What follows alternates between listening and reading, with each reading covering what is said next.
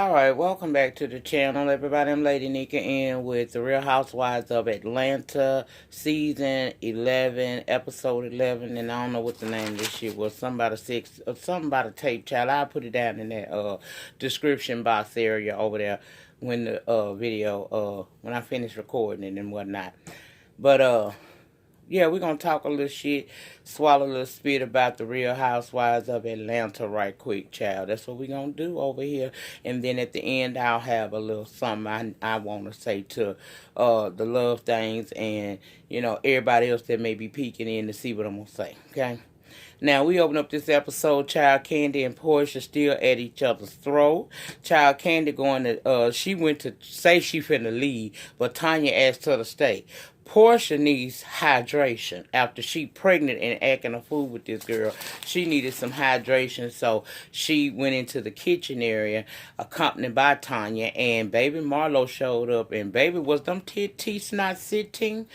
Them things was sitting up there like, man, I said, yes, God, bitch, you finally done swiped a good dress at this time.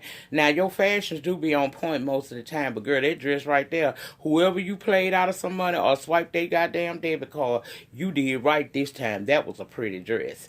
Now, Porsha tell Marlo, her and Kandi just got into a big fight, right? And she's replaying what happened at Todd's party, and Porsha feels just like me and Marlo and some of you all felt according to your comments last week. The fact that Kandi never reached out to check on her or to listen to her side of the story would make one believe that that is probably something she was aware of, and there's therefore a setup, bitch. Okay, a setup. Well, they go out, you know, the girls calm down, you know, a little bit. Tanya gets in full hibachi affair, and baby, including Gear and Gear and goddamn Grill. They had both of them, child.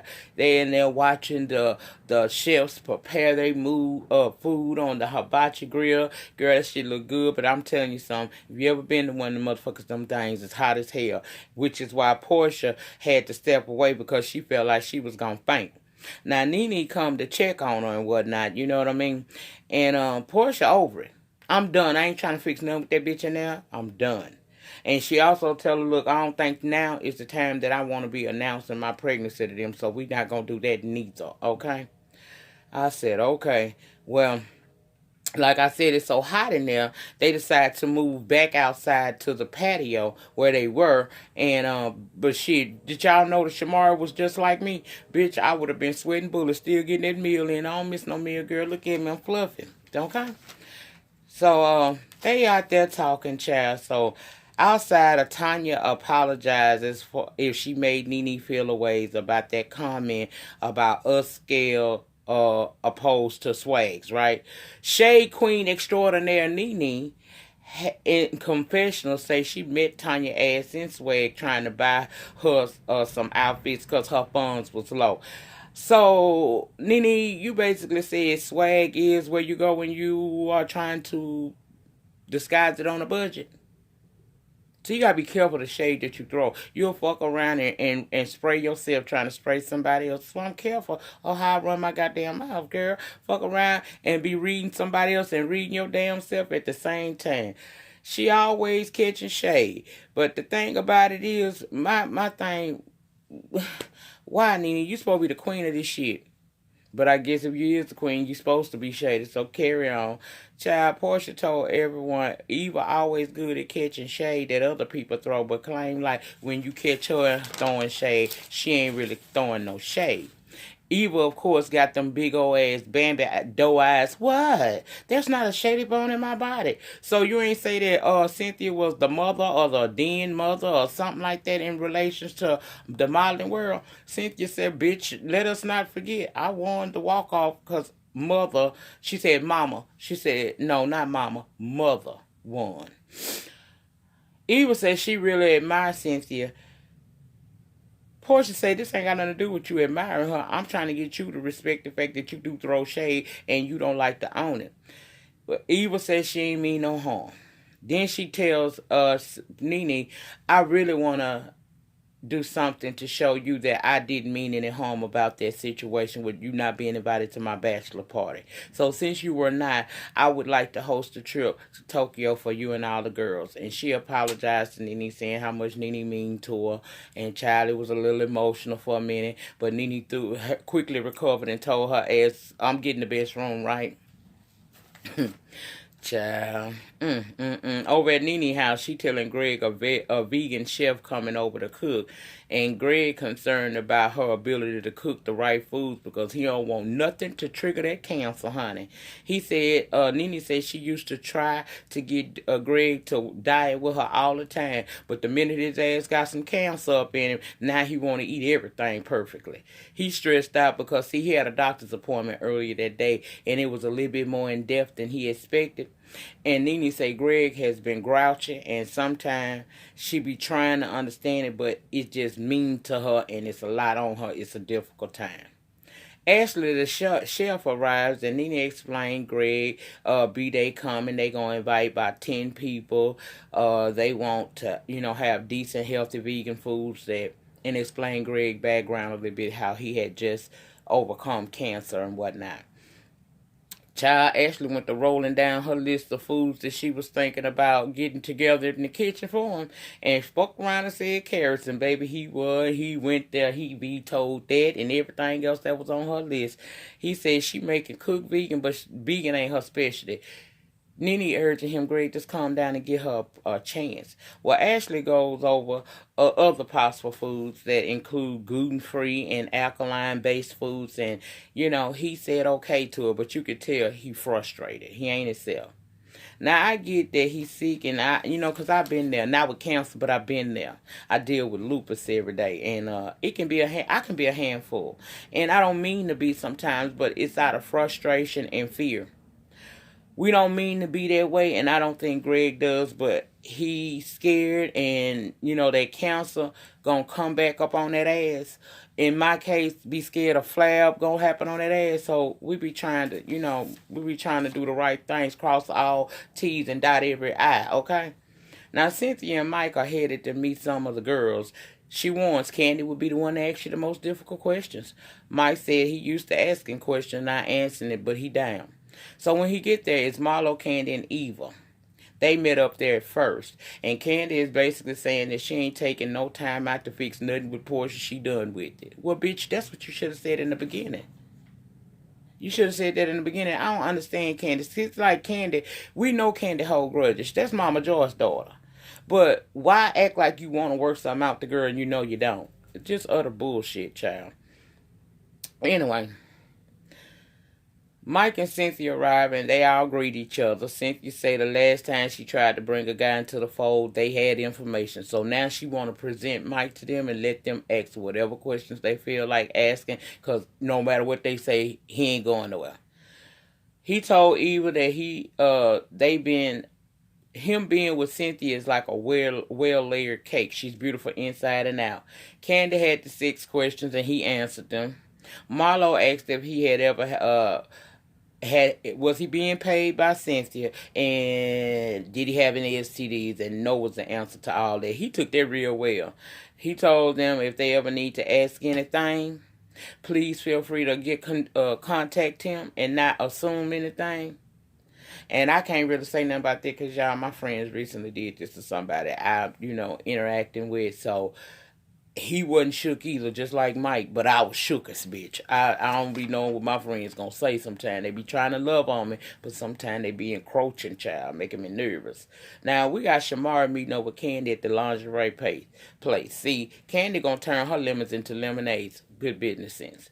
She's planning a variety style / burlesque show since it was said she had a sex dungeon, and she wants Shamara to be a part of the show. She with it, and she tell her little girl, I'll show everything else, but I ain't showing my booty cheeks, because see, when I show the booty cheeks, that's when I'm backing that ass up for Ronnie. So they find an outfit, and she called Ronnie to see how he feel about it, and he okay with it.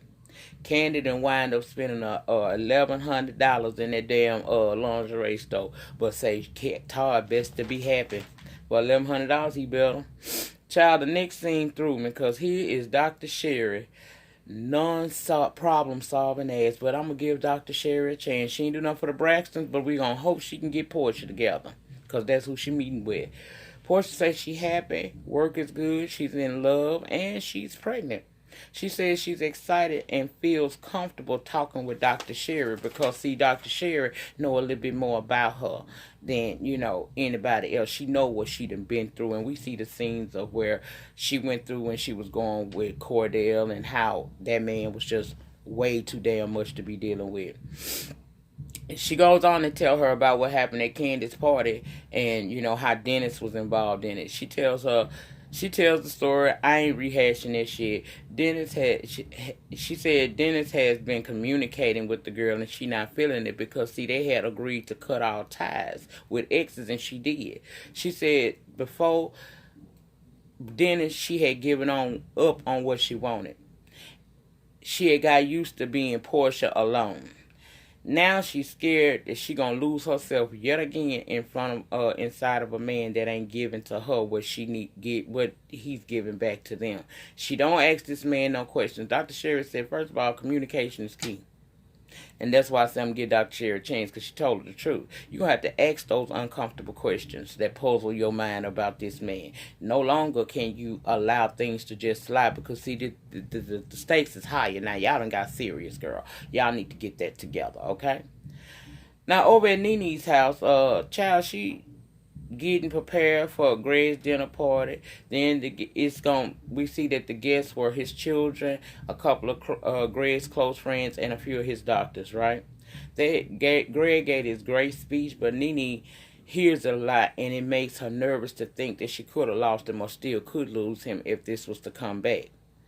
They feasting on food, child. She go to sit with Greg's sister, and she basically saying, look, it's a lot on me trying to deal with him sometime. Greg tends to be a little grouchy when things are not moving as he wanted to move, which is fast. I try to tell him that it ain't, he got to give the process time. Let the process work itself out, and then we'll see where we at, later on. But ain't nothing gonna happen overnight with this cancer situation, and he's just not understanding. And because he wants to be better and he wants to do more, he tends to get a bit grouchy out of fear, and he takes it out on her. She says it's hard being that rock sometimes because everybody thinks she's so strong, but sometimes Nene needs somebody to hold her up as well. And I said I can understand that. I can. Well, see, the sister was very understanding. She said she appreciates Nene taking care of her brother like she do, and she understands that sometimes Nene needs somebody too. I said, well, at least they get it. Now, Dennis done come over to Porsha's, right? Porsha's sitting up in the bed with a pickle, but she got a conversation for you. Basically, that conversation is, look, we made the agreement to cut off our exes. Yeah, people text me, but I don't respond, but you was being friendly. He wasn't getting the fact that he didn't tell her that he was doing that is what upset her. So she tried to take it back a few notches and explain what she had been through in her marriage. How she tried to put on this representation of having the perfect marriage when in actuality she was miserable.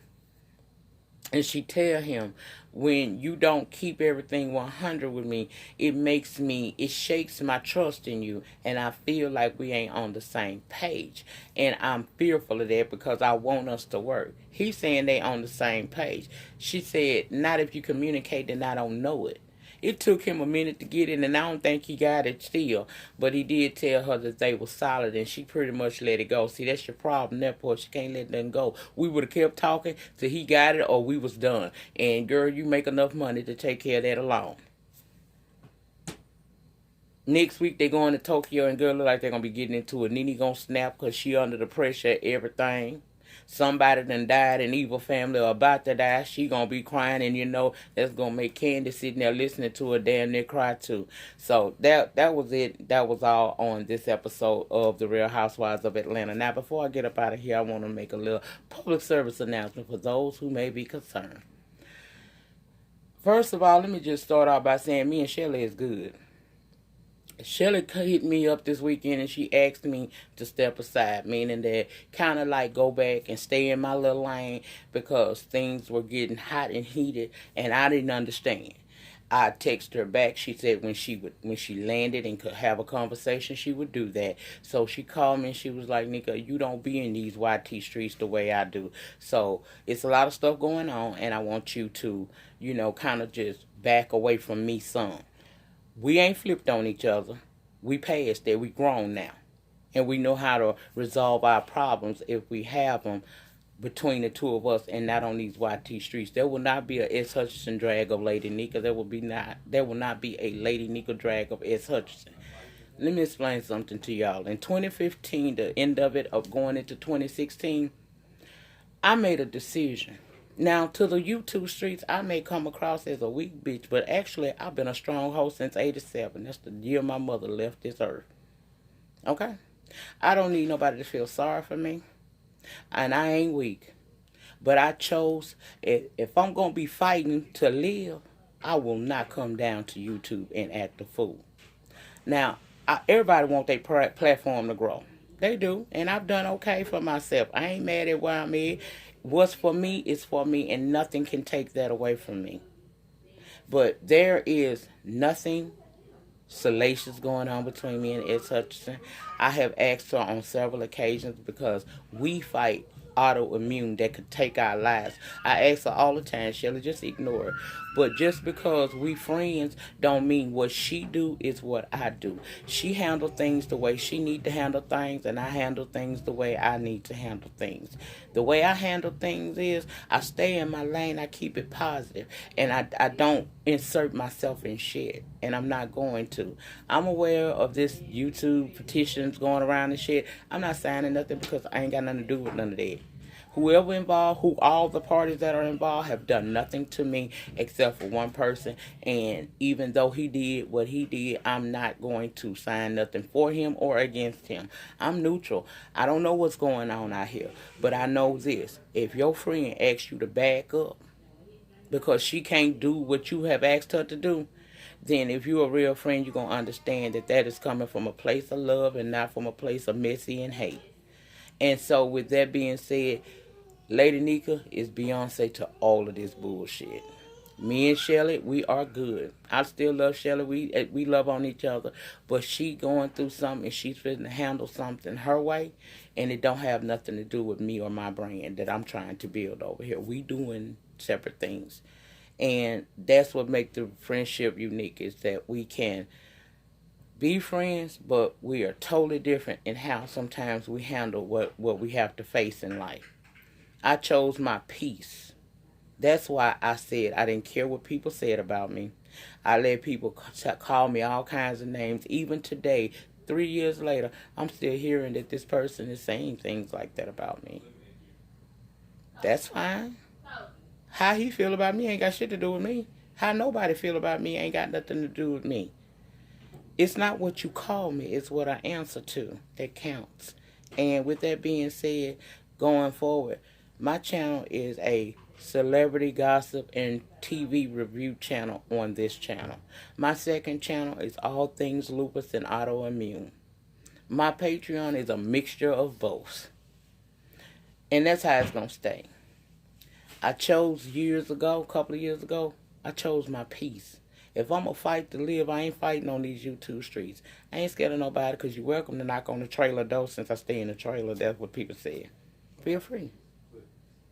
Now, understand that when you knock on that door, it ain't going to be what you getting on this camera. But you're welcome to do that. And by me choosing not to argue, fuss, and fight, and go back and forth with somebody does not mean that I am a weak bitch. I am the strongest of hoes because I stood the test of time. I rose from the ashes like a phoenix, and nobody will take that away from me, nor will you disrupt my peace. So, me and S. Hutchinson are good. I'm doing what she asked me to do. She had told me to put screenshots. I ain't doing all that shit. I'm a grown-ass woman. I'm down at 50 years old. I'm trying to prepare to meet Jesus. And I ain't going to live my last days out arguing and fighting on these YouTube streets. Y'all handle that shit on y'all own. That's it. That's all. Remember, the depth of your struggle will determine the height of your success. In the meantime, in between time, please remember to rate, comment, subscribe. And if you choose to share the video, I know you will, because this one here going to make people watch. But anyway, I'm going to see y'all back doing what I do, which is The 90 Day Fiance Season 6 Tell All Part 2. I will get that to you tomorrow. And we're going to keep this thing rolling on a positive level. I can't inspire you if you see me out here acting a fool. I can't uplift you if I'm always downtrodden and talking crazy about the next man. And that's what I'm here. 2019, the year of walking in your purpose. Whatever yours is, handle it. But mine, I know it. And you going to see it. Peace.